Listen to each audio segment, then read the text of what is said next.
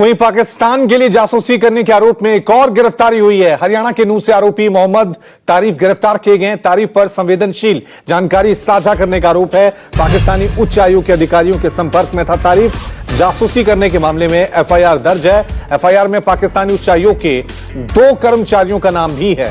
अब तक करीब 11 संदिग्धों को पुलिस ने गिरफ्तार किया है। एक के बाद एक पाकिस्तान के लिए जासूसी करने के मामले में गिरफ्तारियां हो रही हैं।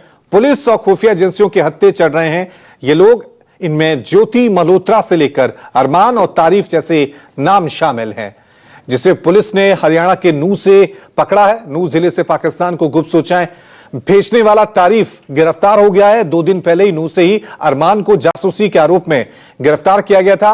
आरोप है कि तारीफ ने भारतीय सैन्य गतिविधियों से जुड़ी गोपनीय जानकारी पाकिस्तान उच्च आयोग को दी थी। पुलिस द्वारा दर्ज की गई एफआईआर में 2 पाकिस्तानी उच्च आयोग के कर्मचारियों को भी नामजद किया गया है, जिनसे मोहम्मद तारीफ का संपर्क बताया गया है। जांच में यह भी पता लगाया जा रहा है कि तारीफ के पाकिस्तान में किन किन लोगों से संपर्क थे। क्या वो पहले भी कोई गुप्त सूचना साझा कर चुका था। मैं 2018 में पाकिस्तान एम्बेसी गया था अपने वीजा के लिए। वहाँ था आसिफ बलोच, पाकिस्तान का अफसर जो है। उसने कहा मुझसे कि ऐसे कर तो वीजा चाहिए। मैंने कहा हाँ चाहिए। तो एक काम कर, तो मुझे 2 सिम ला के दे और बदले में अपना वीजा ले जा। तो मैंने फिर कहीं से नूह से सिम ली 2 और 2 सिम लेने के बाद में फिर मैं उधर पाकिस्तान एम्बेसी गया। फिर वहाँ जो है ये आसिफ बलोच जो पाकिस्तान अफसर जो इससे मिला, इसको मैंने सिम दे दी और इसने मेरा वीज़ा लगा के दे दिया। मैं फिर पाकिस्तान चला गया। 10-15 दिन रुक के घर पे। पाकिस्तान से जब मैं आया वापसी, तो उसकी मेरे पास कॉल आई दोबारा आने के बाद में।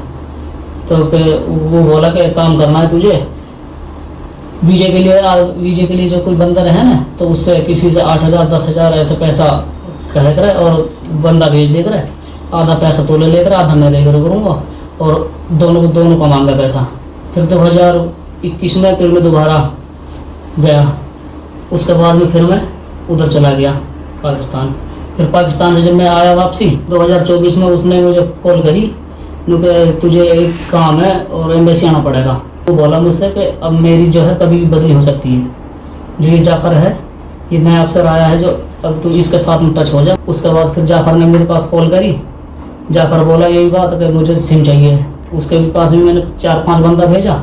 फिर वो तीसरी बार उससे भी वीजा ले लिया मैंने। फिर मैं पाकिस्तान चला गया। आने के बाद फिर उसके जब मेरे पास बाद में कॉल आई, फिर उसने कहा कि अब तो है जो सिम से काम नहीं चलेगा, हमारे लिए कुछ करना पड़ेगा और उसके लिए हम तुझे लाखों रुपया देंगे।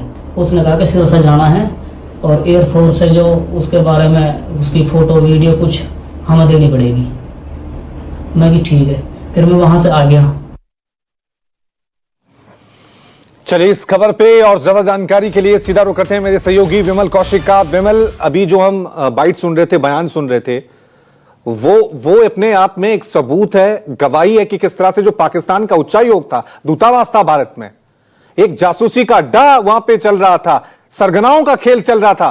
कैसे भारत में जासूस तैयार किए जाते थे, पूरा सिलसिलेवार उस युवक ने बताया है कि पहले सिम ली जाती थी, 4-5 सिम ले लेते थे ये, बाद में फिर रिश्वत देते थे, धमकियां देते थे कि आप हमें ये सूचना दो।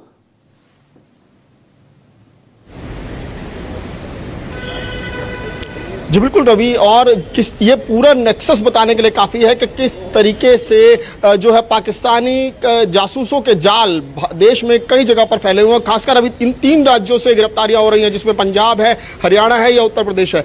इसकी शुरुआत दरअसल 11 मई को हुई थी, जब सबसे पहली गिरफ्तारी इस मामले में गजाला की हुई। और गजाला के साथ ही यामीन नाम का शख्स भी पकड़ा गया, जिन्होंने ये खुलासा किया कि वो पाकिस्तान एम्बेसी का जो दानिश है उसके लिए काम करते हैं और उसके कहने पर सूचनाएं साझा करते हैं। कई महत्वपूर्ण जो जानकारियां वो भेजी गई। और गजाला का सबसे जो काम था, गजाला का काम था जो पाकिस्तान के जासूस यहाँ पर बैठे हुए हैं उन तक पैसा मुहैया कराना, उन तक पैसा पहुंचाना। तो ये वहां से कड़ियां जुड़नी शुरू हुई, जिसके बाद 13 तारीख को भारत सरकार ने दानिश को तुरंत ही बोल दिया कि 24 घंटे के अंदर देश को छोड़ दे।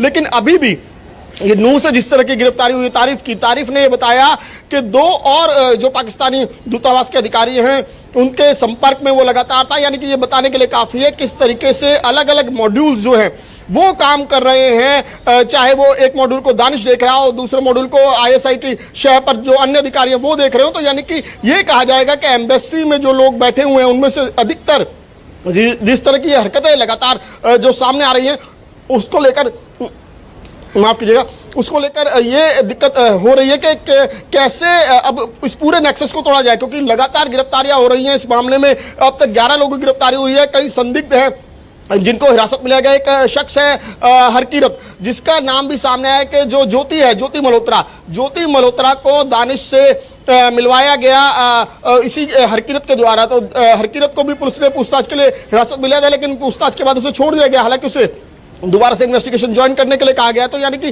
कड़ी दर कड़ी, नाम दर नाम इस तरीके से सामने आ रहे हैं। चाहे जो पानीपत से जो और बड़े खुलासे हो रहे हैं, उत्तर प्रदेश बड़े खुलासे हो रहे हैं कैसे भारत के नौजवानों को पाकिस्तान का जासूस बनाया जा रहा था, उनका ईमान बेचकर।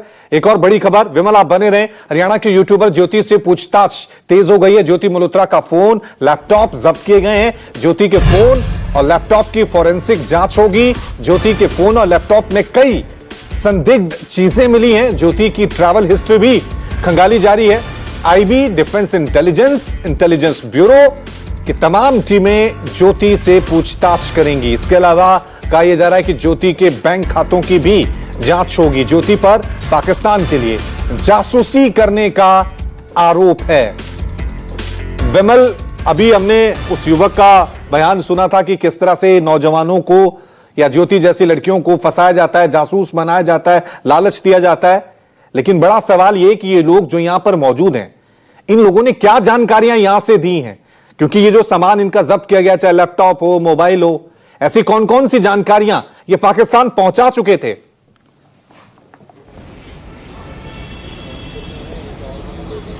जी बिल्कुल, देखिए ज्योति की जो इलेक्ट्रॉनिक डिवाइसेस हैं उनसे कई चीजें जो हैं वो जानकारियां एजेंसीज को मिली हैं, खासकर कि किस तरीके से वो लगातार दानिश के संपर्क में थी, किस तरीके से जो चैट थे उनको खंगाला जा रहा है कि वो टेलीग्राम ऐप हो या दूसरी सोशल मीडिया ऐप हो, उनके जरिए लगातार पाकिस्तान में दूतावास में जो उसके लोग बैठे हुए उनके साथ संपर्क में थी। तो ये ज्योति, और अगर बात करें ज्योति की, तो ज्योति ने फॉलोअर्स बढ़ाने के लिए इस तरीके से वो इस पूरे ट्रैप में फंसी। शुरुआत में वो पाकिस्तान गई और वहां पर जाकर उसने अपने ब्लॉग्स बनाए, पाकिस्तान में जो अलग अलग जगह पर है वहां पर वो घूमी। लेकिन उसी दौरान जो पाकिस्तानी एम्बेसी से जुड़ा हुआ शख्स था दानिश, उसके वो संपर्क में आई और उसने फिर उसे टास्क दिया। शुरुआत में पैसों से मदद की जाती है, जैसे कि जो तारीफ है उसने भी बताया कि शुरुआत में उसे वीजा के लिए लोगों को लाने का लालच दिया गया, उसके एवज में उसको पैसे दिए गए, उससे फिर सिम मंगाई गई और उसके बाद उससे कहा गया कि वो जाकर इंपॉर्टेंट जो इंस्टॉलेशंस हैं वहां की तस्वीरें दे या वहां की जानकारी साझा करे। और ज्योति इसलिए भी इनके लिए बहुत एक तरह से कहें कि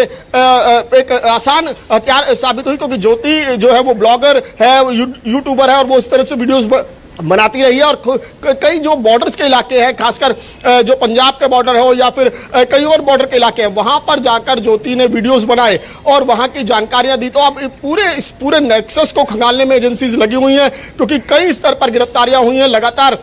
उनसे चाहे मिलिट्री इंटेलिजेंस सर्विस हो वो भी पूछताछ कर रही है, जो खुफिया एजेंसीज है वो भी पूछताछ कर रही है। यानी कि कड़ी दर कड़ियों को जोड़ा जा रहा है कि कैसे ज्योति हो या उस तरह के अन्य जो लोग हैं, क्योंकि इसमें 11 लोगों की अभी तक गिरफ्तारी और अभी भी कई और नाम है जिनके जो संदेह के घेरे में है, जिनको हिरासत में लिया जा सकता है, जिनकी गिरफ्तारी हो सकती है। तो एक के बाद एक नए खुलासे जो हैं इन मामलों में सामने आ रहे हैं। कैसे यूट्यूबर से लोग पाकिस्तान के जासूस बन गए, कैसे अपना ईमान बेचने को तैयार हो गए, कड़ी दर कड़ी इसमें जो एजेंसियां हैं वो खुलासे कर रही है। शुक्रिया विमल तमाम जानकारी के लिए।